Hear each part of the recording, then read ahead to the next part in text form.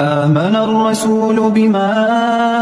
أنزل إليه من ربه والمؤمنون كل آمن بالله وملائكته وكتبه ورسله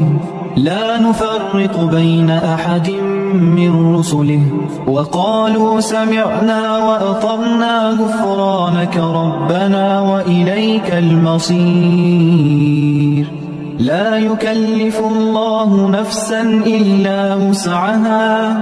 لها ما كسبت وعليها ما اكتسبت ربنا لا تؤاخذنا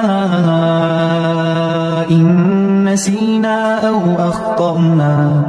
ربنا لا تؤاخذنا إن نسينا أو أخطأنا ربنا ولا تحمل علينا إصرا كما حملته على الذين من قبلنا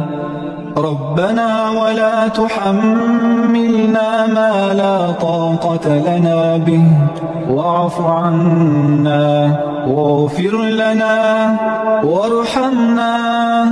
أنت مولانا فانصرنا على القوم الكافرين.